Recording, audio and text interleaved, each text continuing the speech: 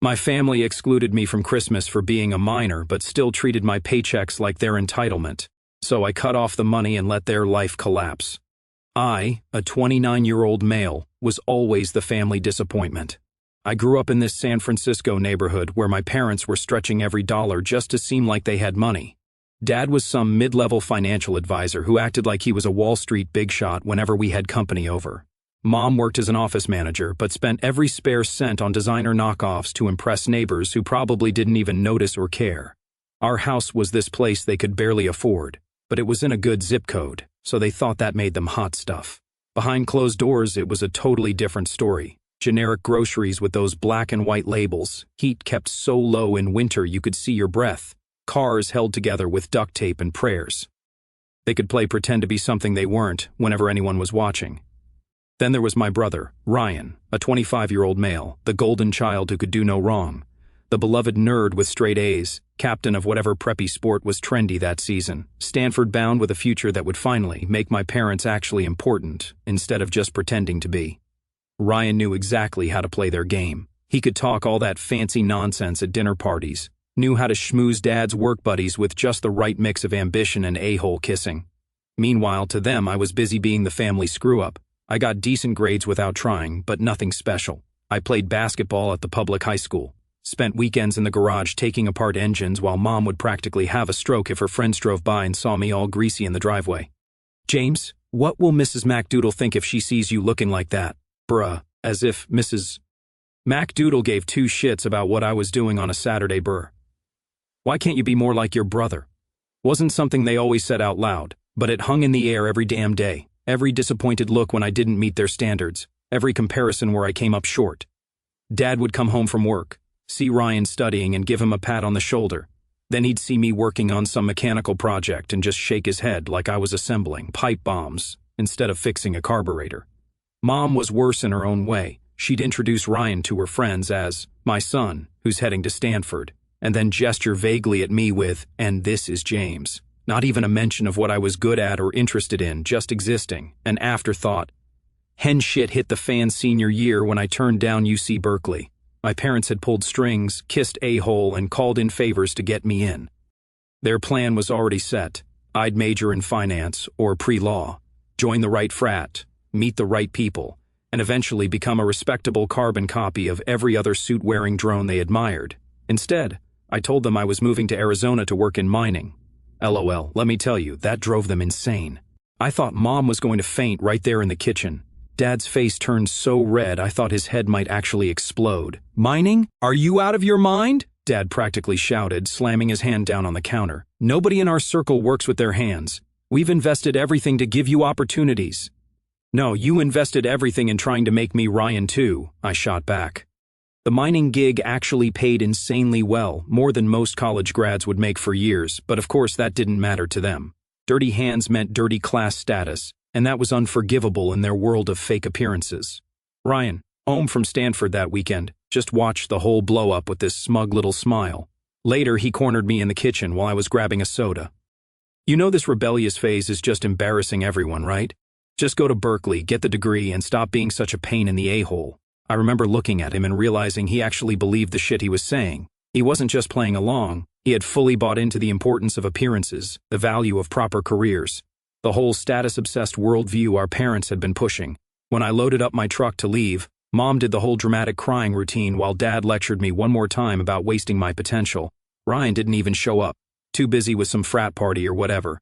He texted me later, "Have fun playing in the dirt. Don't come crawling back when you realize you've screwed up." I remember cranking up some Metallica and not looking back as I hit the highway. With every mile marker between me and San Francisco, I could literally feel the weight lifting off my shoulders.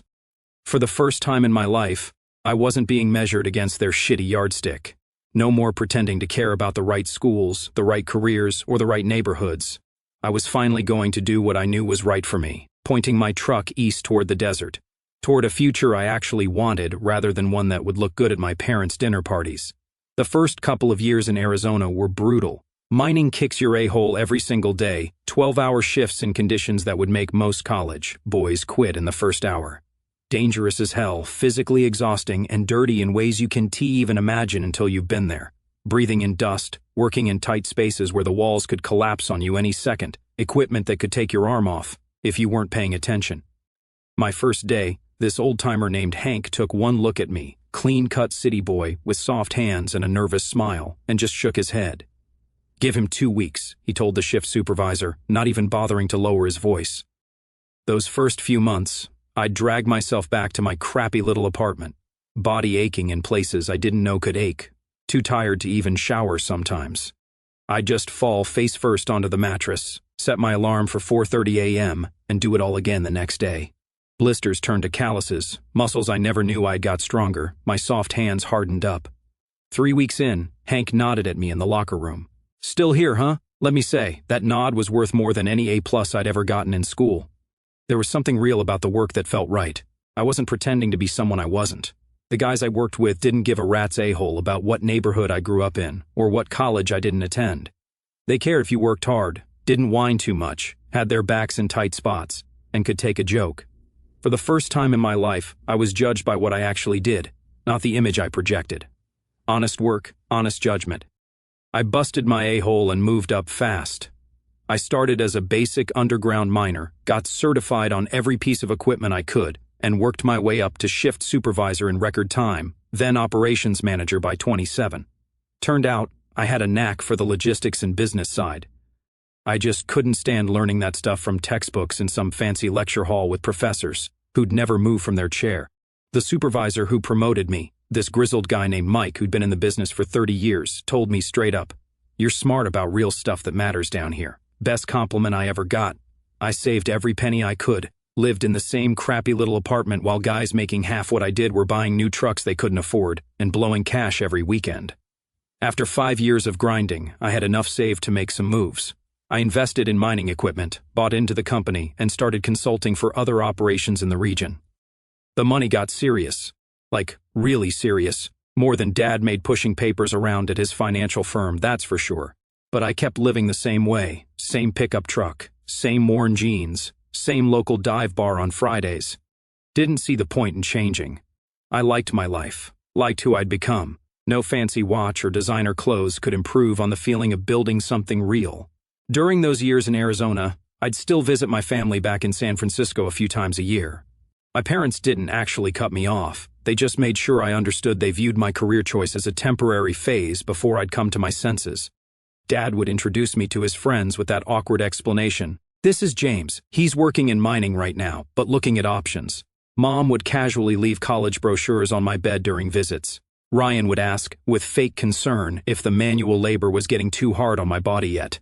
I'd just roll my eyes and brush it off. What else could I do? They were still my family, and part of me still wanted their approval. So I'd bite my tongue when Mom would wince at my rough language, or Dad would change the subject whenever I talked about work. I figured eventually they'd get it, that my success would speak for itself. Man, was I wrong about that. Eventually, my success news made its way back to San Francisco. The calls started coming in, first from Mom, all sweet and curious about how I was doing out there in the desert, then Dad, grudgingly acknowledging that I'd found my footing in my unusual career choice. I kept it civil but distant. "Yeah, things are good," I'd tell Mom. "Business is expanding," never giving details about how much I was actually making or what I owned. Water under the bridge, I told myself. Then came their money problems. It started with hints dropped into conversation. Dad mentioned market downturns. Mom talked about possibly scaling back her charity committees, just casual comments designed to get me to offer help. "Your father and I are thinking about renovating the kitchen, but with the market so volatile," Mom would trail off, waiting for me to jump in. "Ryan's startup needs a bit of capital to get through this quarter," Dad would mention, like we were discussing the weather. At first, I thought I'd finally get validation from them. I helped without thinking, twice, paid for their home renovation, invested in Ryan's tech venture that I knew was doomed from the start, covered the country club dues when Dad's firm had a bad year. I even set up monthly transfers into my parents' account to keep them comfortable, no questions asked. It felt good, in a petty way, to be the one they turned to, the one they needed. These were the same people who thought my career choice was something to be ashamed of, who'd written me off as the family failure. Now they were cashing checks earned by that same shameful career. The irony wasn't lost on me, but I kept my mouth shut about it. What I didn't realize then was that I'd opened a door that would never close. a doorway to endless expectations and being used while still being looked down on. I was good enough to fund their lifestyle, but not good enough to be fully respected by them. Funny how money changes everything and nothing at the same time. But one day, a call from my mother changed everything. I was in my apartment, planning what expensive bottle of whiskey to bring to Christmas Eve, like the good son I thought I was. Malin 18, Blandon. I was actually hyped about seeing my family because it had been months. My phone lit up with Mom's name, and I answered, expecting the usual "what time are you getting here?" convo. Instead, I got hit with the most WTF statement ever. "Hey Mom," I said, keeping it neutral. "James, darling, how are you?" Then she finally got to the point about Christmas Eve dinner. "We're doing things a bit differently." "Different how?" I asked, already feeling my guard go up. "Well, Ryan's bringing his new girlfriend. She's a Caldwell, you know, of the Boston Caldwells, and her parents will be joining us. And your father's new partners will be there with their wives. It's going to be quite elevated this year." Elevated. Jesus Christ, the way she said it made it sound like they were hosting the royal family instead of just another stuffy dinner with stuffy people. I waited, knowing where this was going. "And with your schedule being so busy with all your projects," she continued, her voice getting that fake concerned tone, "we thought perhaps you'd prefer to skip this one. We can do a separate family gathering after the holidays, something casual, when you're in town next." Translation: you and your blue-collar a-hole don't fit the image we want to project to Ryan's fancy girlfriend's parents and dad's business associates. Then she continued, "Listen, honey, it's just that your grandparents will be there too, and you know how they are. And Uncle Roger too, with his new partners at the law firm. We just don't want any scenes, you being so different, you know." Different. That's the word that got me. I was a minor and damn proud of it. Being uninvited from Christmas Eve because I was a minor, that was a whole new level of rejection. I could hear Dad in the background, but of course, he didn't have the spine to get on the phone himself. Classic Dad move, letting Mom do the dirty work. "Are you serious?" I asked, my voice dropping an octave. I was angry. Mom kept talking, like she was doing me a favor. "It's just for the best. We can catch up at New Year's or maybe over the phone. It's just one night." Just one night, like asking to be treated like an actual member of the family was me being dramatic, like my dirty minor hands might leave smudges on their perfect holiday. "Mom, I'm your son. Why are you doing this?" She sighed. "You know we love you, but you have to understand how it is. People talk. Your cousin already mentioned how awkward it might be with his Goldman Sachs colleagues there. We don't want drama on Christmas Eve."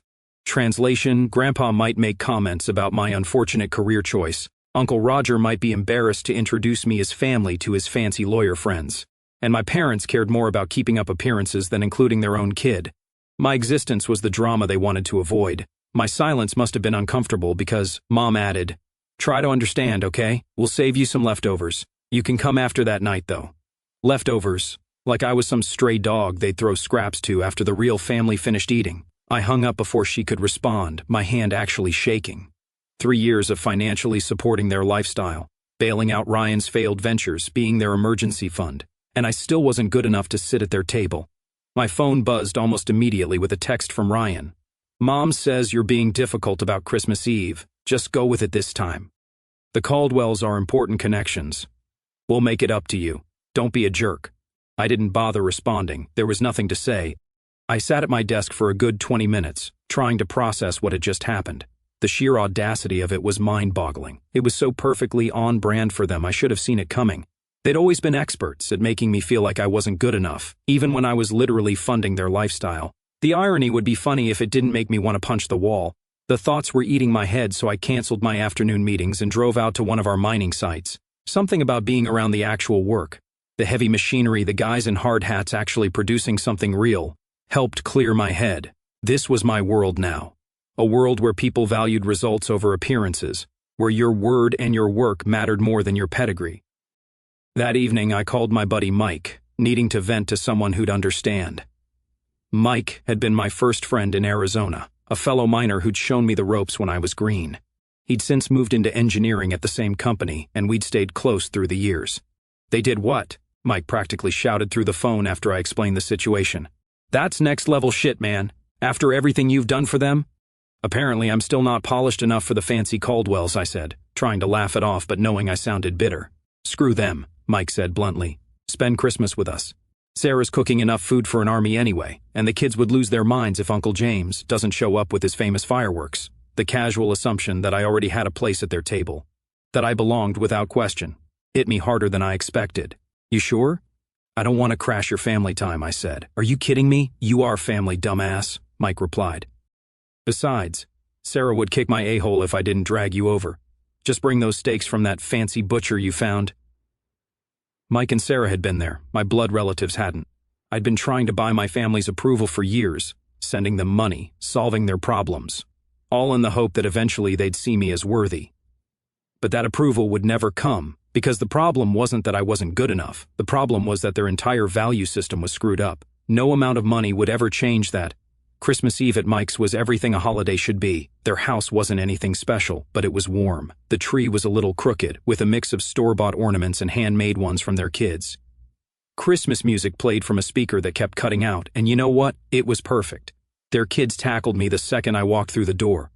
Uncle James, did you bring fireworks? Can we do them now? Did you see what Santa brought early? Both talking a mile a minute while trying to drag me in different directions. Sarah welcomed me with a warm hug. Thank God you're here. Mike's been trying to carve the ham, and it looks like he's performing surgery on it. Rescue dinner before he ruins it. No pretense, no awkward small talk about the market or property values or who got into what college, just immediate inclusion.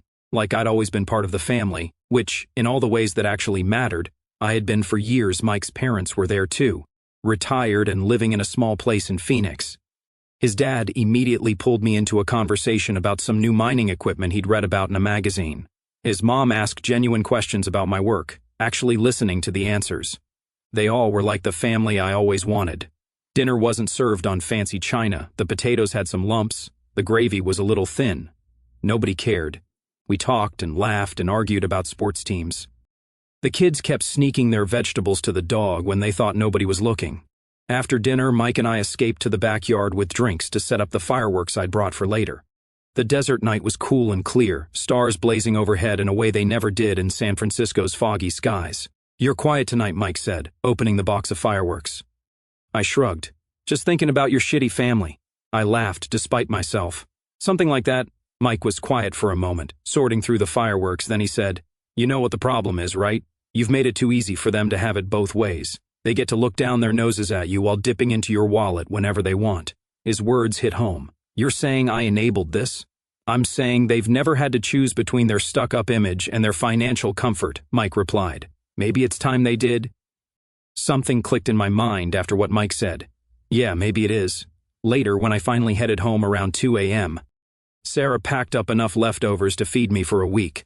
Mike's mom hugged me and told me I'd better come to their place for New Year's Eve too.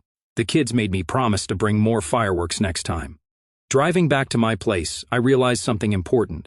I'd spent years chasing the approval of people who were never going to give it to me. Meanwhile, I already had everything I needed right here.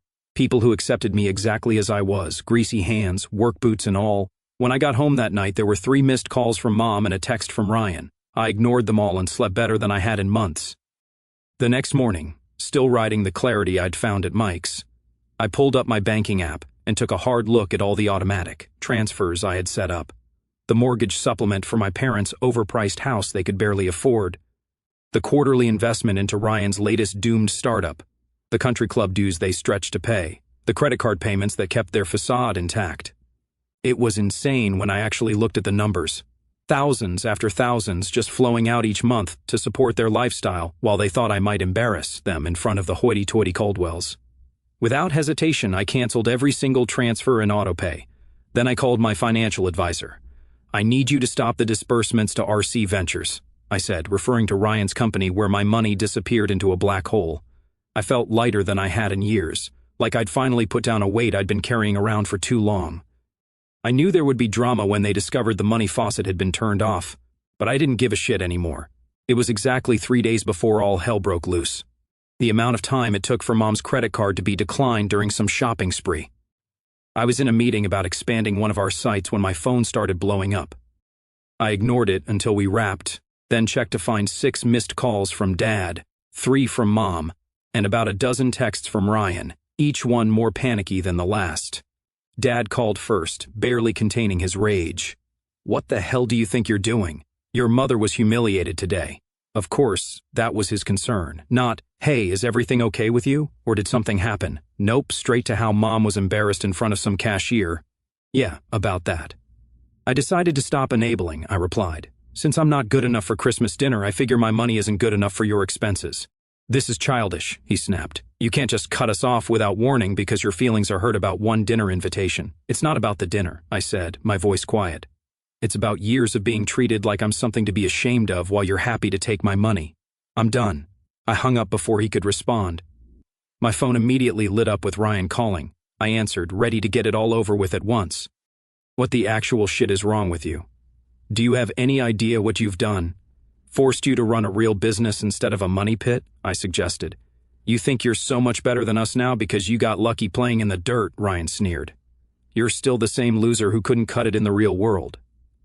You think anyone respects what you do? You think your dirt money impresses anyone who matters? There it was, the real face. The contempt in his voice was almost a relief. At least he was being honest for once. You ungrateful piece of shit, Ryan continued, raising his voice. After everything this family did for you, I cut him off with a laugh. What exactly did you do for me, Ryan, besides look down on me my entire life, besides make sure I knew I was the family disappointment, besides take my money while mocking how I earned it?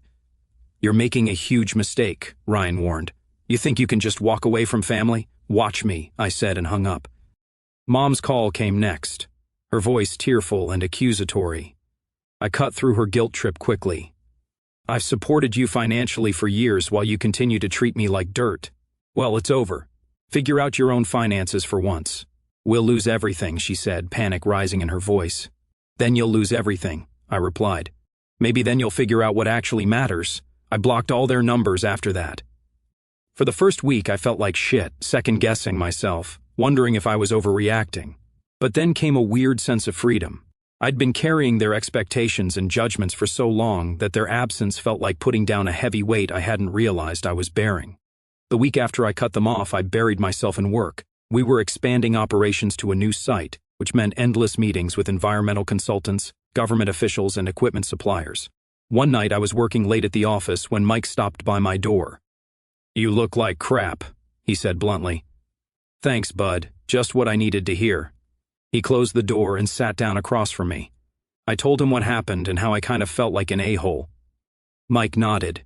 Can I give you some advice from someone who had to cut off his own brother a few years back? The guilt, that's normal. They programmed that into you from day one. It's how they've always controlled you. But ask yourself this. If a friend treated you the way they do, would you keep that friend? I didn't even have to think about it. Hell no. So why is it okay when it's family? He let that hang in the air between us. Look, he continued, family should be held to a higher standard, not a lower one. They're supposed to have your back more than anyone else, not use you while treating you like you're somehow less than them. He was right, and we both knew it. When he left, I sat there thinking about what he'd said. That night, I finally deleted all the voicemails from my family without listening to them. Whatever they had to say, whatever guilt trips, accusations, or manipulations they were trying, I didn't need to hear them. I already knew the truth. I deserved better than what they were offering. With my family in the rearview mirror, I went into overdrive. All that energy I'd wasted dealing with their drama and demands, I redirected it straight into my business. It's amazing how much more you can accomplish when you're not constantly managing other people's shit. The first thing I did was buy a controlling stake in the mining operation, where I'd started as a grunt worker. The owner was looking to retire anyway, and I'd spent years learning every aspect of the business. The negotiations were intense. 3 weeks of late nights poring over financials, operational reports, equipment valuations. But when the dust settled, I owned 51% of the company that had given me my start. The day after we closed the deal, I called an all-hands meeting. The guys were nervous. New ownership usually means layoffs or big changes. I kept it simple. You know me. I started right where many of you are now. I'm not some corporate raider looking to strip this place and sell it off. I want to build something better, something that lasts, and I need all of you to do it. The relief in the room was palpable. My first major decision was investing in new safety equipment that cut workplace injuries by nearly half within 6 months. Safety gear isn't cheap, but neither are accidents. Every injury we prevented meant a worker didn't lose income, a family didn't suffer, and production didn't get interrupted. It was the right thing to do, morally and financially. My personal life got simpler too. I bought a decent ranch house outside Tucson with enough land for a proper workshop where I could tear apart engines on the weekend. My days fell into a rhythm that felt right. Wake up at 6 a.m. Work till the job's done. Weekends meant off-roading, tinkering with my truck, or grilling with friends. 6 months after cutting ties, production at our main site was up 22%. We secured a major contract with a tech manufacturer that needed specific minerals for their new line of products. This wasn't just a one-off deal. It was a 5-year agreement that gave us stability and room to grow. To celebrate, I took my whole management team out to dinner. "To the best damn mining team in the Southwest," I said. The guys cheered. These were my people. Later that night, as I was heading to my truck, Mike caught up with me in the parking lot. "Almost forgot to ask you," he said, slapping my shoulder. "Sarah's cousin Emma is coming to stay with us for a few weeks. She just took a job. Sarah's planning a cookout this weekend to welcome her. You should come." "She trying to set me up again?" I asked skeptically, remembering the last casual gathering that turned out to be an obvious matchmaking attempt with Sarah's incredibly boring coworker. Mike laughed. "Maybe, but Emma's different. Sarah says she's brilliant but can't stand academic bullshit artists. Sounds like your type." I rolled my eyes but agreed to come.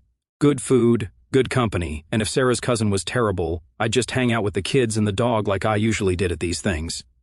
Turned out, Emma was the real deal. No pretension, showed up to the cookout in worn jeans and hiking boots, hair pulled back in a ponytail, more interested in the rock formations on Mike's property than making small talk about the weather.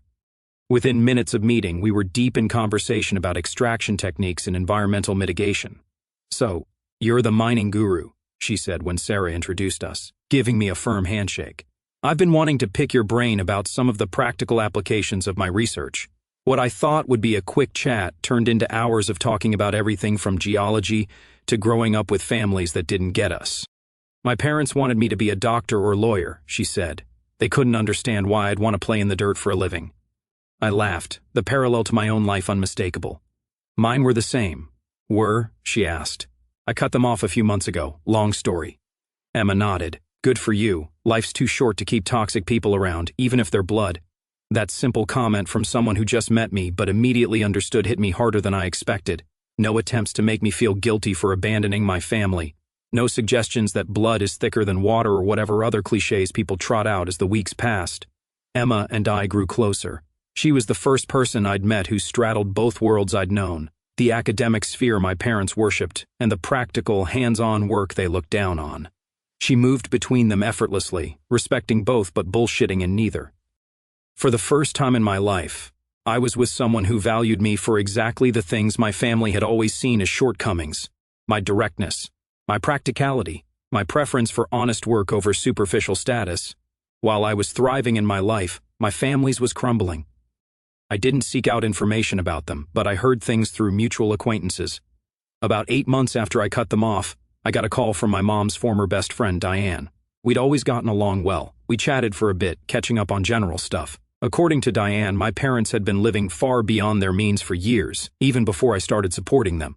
Dad's investment advisor job had never paid what he pretended it did, and he'd been leveraging connections and sometimes skirting ethical boundaries to maintain the illusion of success. "Your father's firm is investigating some irregularities with client referrals to Ryan's company. And Ryan's company is under scrutiny for misrepresentation to investors."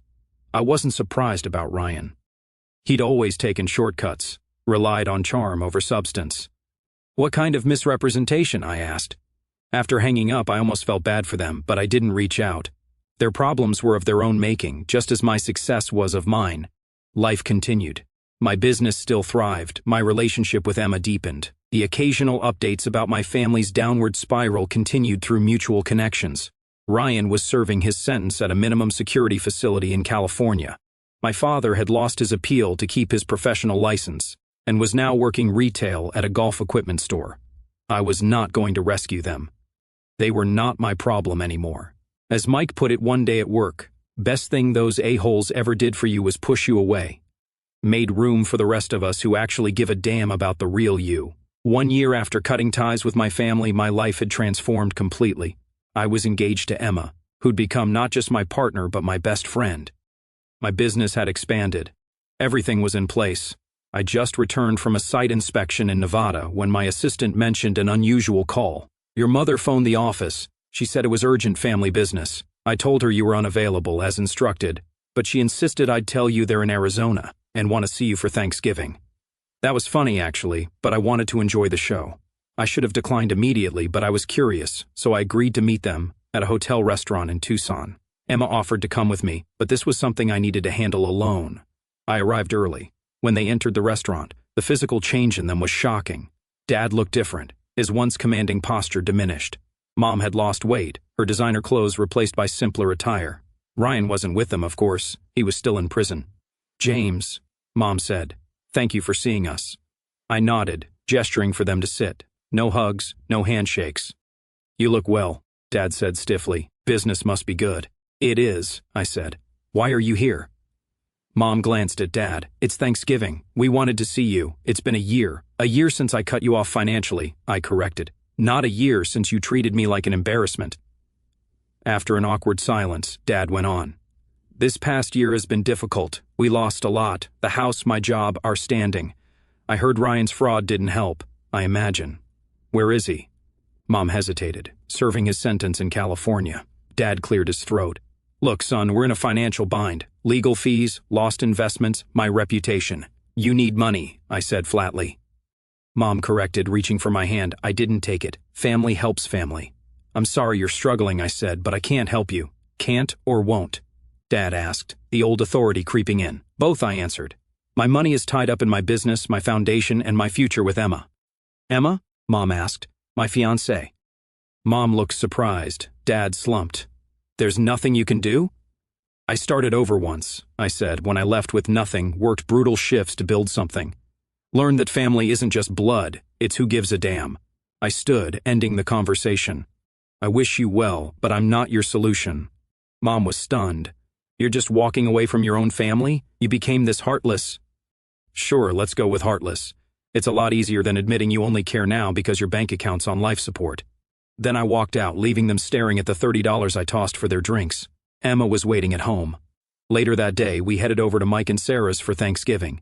Their place was packed with friends, kids running everywhere, football on the TV, and the smell of home cooking. Mike cornered me by the fridge. "So, how'd the family reunion go?" "Great," I replied. He nodded. "Good, screw them." I laughed. Then Sarah's brother Dave joined us. "Yes, screw those," we laughed. He had no idea what we were talking about. The conversation moved on to Dave's Nightmare X, then to the football game, then to Mike's new truck. Life was good, and I couldn't be more grateful. Edit 1. Holy crap, didn't expect this to blow up overnight. Rip my inbox. Thanks for all the comments and the kind words, really appreciate it, fam.